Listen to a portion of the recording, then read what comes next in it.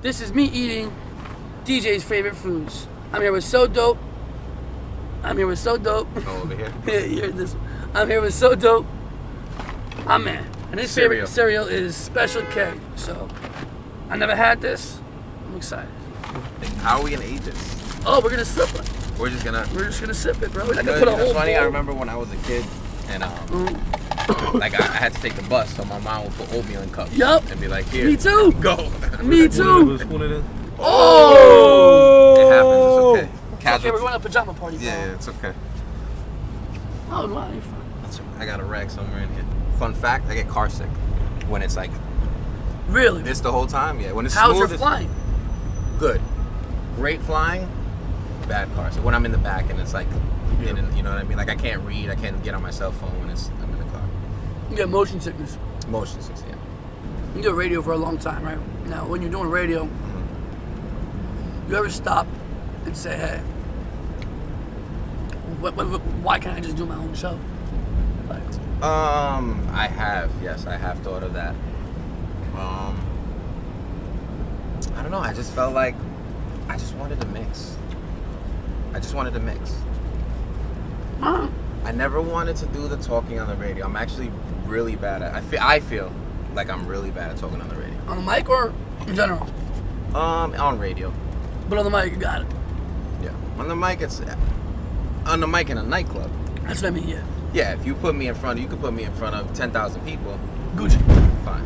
Now, if I happen to do like a wedding or a private party, and you're like, hey, we need you to, announce the. No good. My plan, like my process when I get into a club is I walk in, scope the room out. I try to get there early. It doesn't always work out that way, but scope the room out, and I'm just watching, and I'm literally analyzing like sections of the crowd.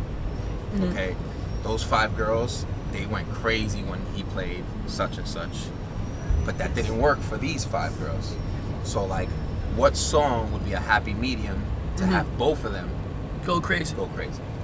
That's like my process. So it's like I really work. I sweat. I still sweat when I DJ. You're sweating right now. I'm sweating right now. You know what I mean? But I enjoy that. I enjoy it. Like I feel like if you didn't sweat when you're DJing, you're not it. Did you really?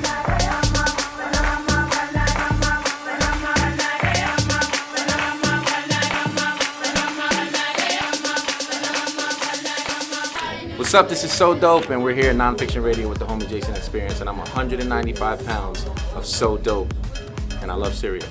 Me too.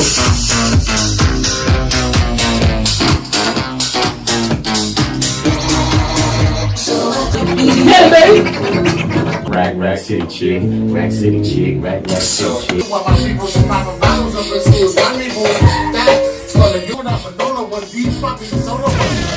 You are now rocking with the Jason Experience on Nonfiction Radio 95.9. This is Industry Talk. Pajama Fest. I'm in the building, baby. Yeah. Your father was a DJ. You helped him out with his crates as a child. That's how you got into music in general. Your mother, on the other hand, She just loved music, all types. Like she's the R&B, disco, freestyle. Like pop. She's that side. My dad likes he likes Latin music, but he's like he can listen to Eminem and listen to Madonna in the same day and be like, yo, it's dope. this is dope. Yeah, he just loves music, and he had a record collection. So he literally was like, here you go. And you just sampled all that music after. Yeah, I just started using his, and then collecting my own, and then I went from that. I've played on records, I've played on CDs, I've played on Everything. CDJs, vinyl, everything. Everything, yeah. Now I want to jump to this very fast because I know you want to talk about it, and I'm really curious to know more about this. So aside from the radio 92.3 that you've done, the Hot 97 pop-ups, the Spanish radio station that you started at that nobody knows you started at. Yeah. Aside from all the great accomplishments. I think Marty knows that. That was La Calle. You started La Calle too? Yeah. Yes, we started. That's crazy. I used to do live broadcasts. Oh, dope. Aside from touring, aside from Precise. going, That's right, we're precise. aside from touring all around the world and all that good stuff, the production. I Yes. want to talk to you about the production, talking about producing music, Okay. exactly what you got coming up, and exactly why you've been putting so much more time into producing rather than your DJing. Well, I'm gonna be honest. Well, we were talking about this before. DJ is not the same. You can do it, and it's cool, it's fun, and you can make money from it. But I don't think the goal should. Me personally, I don't think the goal should be like I want to DJ 4 times a week in the nightclub anymore. Not now. Now is like the perfect time. The way things move fast, the things that are at your fingertips. Why not try to be an artist? You know what I mean? Why not do the Khaled? It doesn't have to it doesn't have to be dance music. It could be whatever. Like, why not try to make music? You know, like I know for me, one of the things I've always produced. Even when I was like younger, it was more. But when I was younger, it was mostly hip hop because I would do these mixtapes and I would like produce different drums for like a certain part of the tape just to make it different, just so I didn't sound like anybody else. Or I would resample a song and replay it in a different way. You know, like I've always been into chopping audio, and that's just my thing. What was your first program you used? Acid Pro? Fruity Loops. Fruity Loops? Yeah. Well, I use Fruity Loops to make beats, and I use Sonar for my mix. I still to this day use Sonar. For real? Still? Everybody, you know what's crazy? You don't do your mixes on Ableton? Exactly. For real? No. Like, will you still do them live, or you do the layering and everything? Sometimes live, sometimes later. Right. But sometimes it's a feeling thing, man. Like sometimes I feel like using Sonar. Sometimes I can do it on Ableton, but I've used Sonar for years. You know what it is though? For me, it's so tedious to like do it live and then go back and like try to like correct it in Ableton. So I'm like, forget it. I'll just drop every track in Ableton and I'll lay down the scratches, whatever. No, you know what I mean? Of course. So, there's if I have to, if the mix is, it matters, you know. I mean, I'm not saying that every mix doesn't matter, but sometimes I'll go in my room, I'll record like a live, whatever, 30 minutes, and I'll put it out just to content, just to have content or whatever. In New York City, name a DJ that really took you under his wing and said, hey. I'm gonna say a name, and a lot of DJs can say the name Precise. Okay. Oh yeah, Precise. A lot of DJs can say that name. So I come from his kind of, I guess, lineage when it comes to like the nightclub scene. He put me onto a lot of things with there's not too many, we're in the industry, so we know there's not too many people who do things without wanting something back. He never wanted swap? Yeah, he never wanted anything back. The swap. I mean, that story, it's a long story. I don't know if we have time, but I remember I went to a nightclub that he invited. I met him at a video shoot. Okay, for whose video shoot? It was like an old like reggaeton artist or something. Yeah, and he met me and he was like, yo, I'm at Deep. That's why I say Deep, because I love that stuff. That's the club. Okay, yeah. Great. So he's like, yo, I'm at Deep every Sunday. I was like, oh, that's dope, man. Like, can I come through just to hang? He's like, yeah, bring your stuff. I'm gonna put you on. I'm talking about 5 minutes. Where did he hear you spin before this? Never. He's never heard me. Nothing. 5 minutes into a conversation, he was, bring your stuff. I'm gonna put you on. So I'm okay, cool. Mo, everybody loves Mo. Yeah. So I pull up to Deep and take my stuff out, and the promoter, they're looking at, I can see it from their eye, they're like, who's this guy? Right, so I'm pulling up and I go up because I'm happy. I'm like, yo, I'm about to play at Deep. I'm so happy. And they're like, who are you? I was like, oh, Precise told me to come. And they're like, nah. They're like, Precise is nice. He's just a nice guy. He'll say that to anybody. What? So I'm like, word? But he came out. He got me. I wasn't allowed to spin. He came outside. He came outside. Okay, together. that's He good. came. He got me. I wasn't allowed to spin yet, but that fueled a fire, dude. It was. I don't want to curse, but it fueled a fire in me. And every week, I would come back. Here's a mixtape. Here's a mix to the same promoters, same mixtape, same face. Here's a mixtape. Here's a mixtape. To the point where they're like, dude, like we already got your mixtape. I'm like, I don't care. Here's another one. And literally just until finally they're like, you know what, bro? Just go spin. I didn't get paid. It wasn't even about getting paid. Nobody gets paid first. I just want. And they literally like, you know what, bro? Just go spin. Go. Yeah. And I tell you, this is something that I would do too. If you bombard me for like 30 days straight, I would literally just be like, just go. They would just go, bro.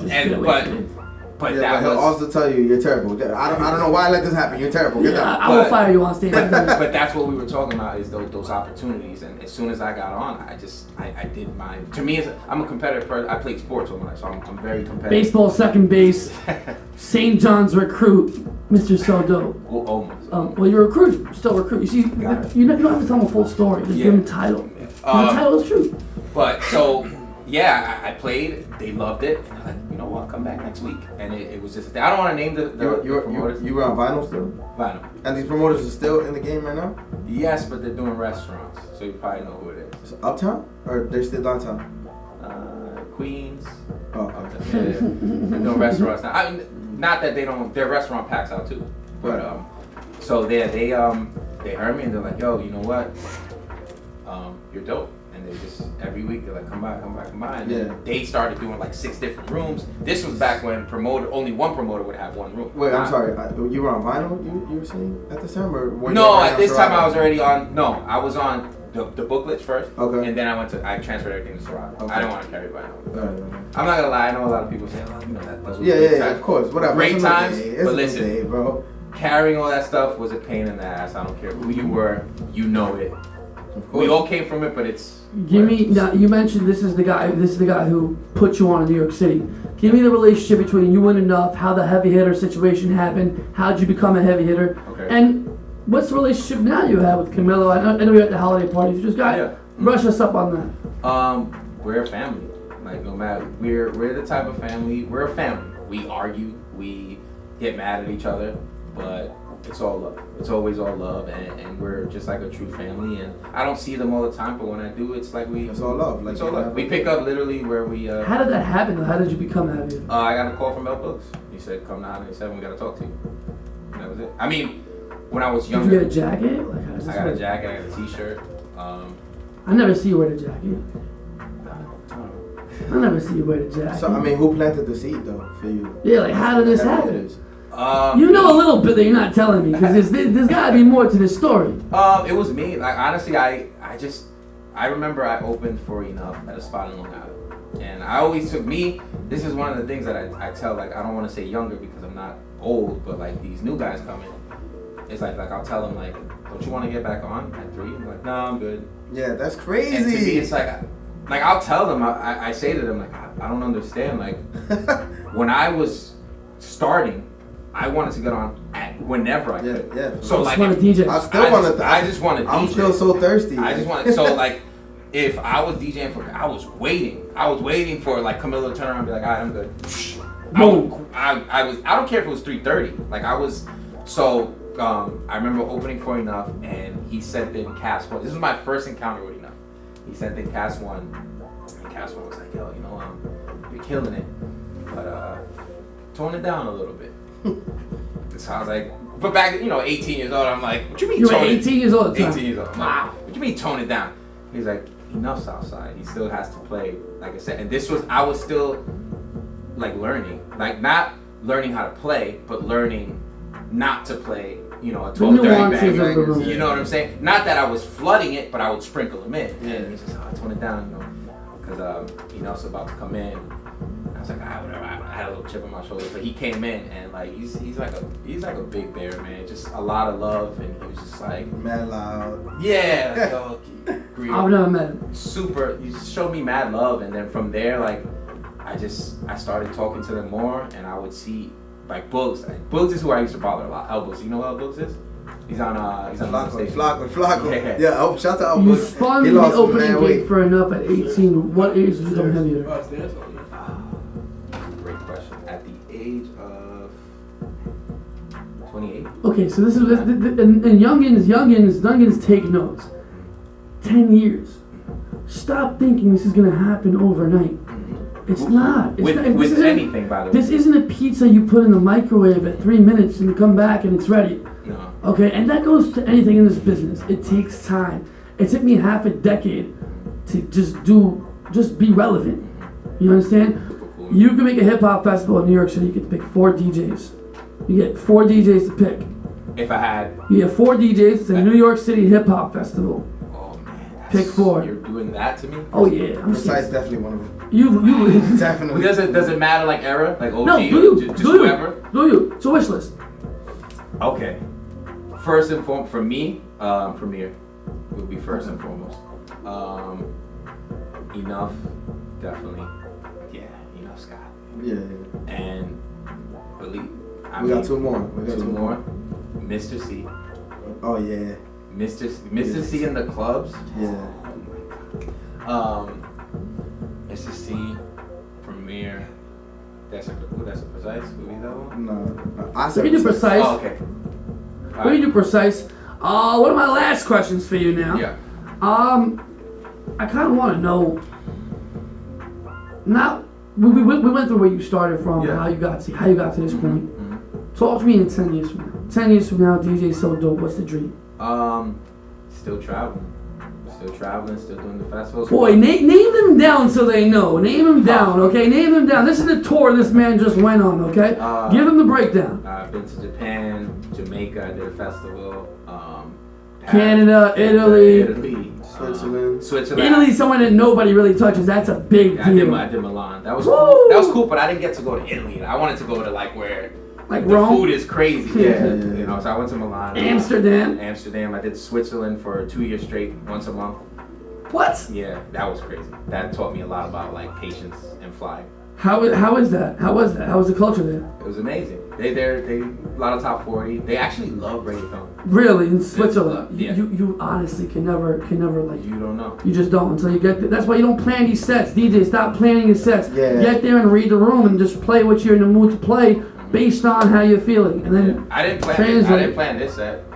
Yeah. I had a bunch of. I never planned sets. No, either. it takes. I think that takes away from the fun. It's like, to me, this is like I said. I play sport. It's a game. You know what I mean? So like we come in and it's like, whatever I feel. I go off the first record. Whatever my first record is, I just this is where I'm going. Thank you for being on the show, bro. Thanks for having me. I appreciate you. tell them where to find you guys at. Word up. You can find me at It's So Dope all across the board. Twitter, Instagram. All across the board. And My tell man them, Marty Rock with 2 Ks all across the board for now. for now, we gonna get that K removed. Dope. Where's your next party? Mine? Yeah. Tomorrow. Where you at? Cash. Catch Rooftop, baby. Shout out to my boy Mongo. Stabash. I go by the Jason Experience. You can follow me on Instagram at the Jason Experience, Twitter, TJE Nightlife. This is Nonfiction Radio. This is Industry Talk 95.9 WZYE. Enjoy your weekend. Thanks for tuning in. Next week, same people. We're back.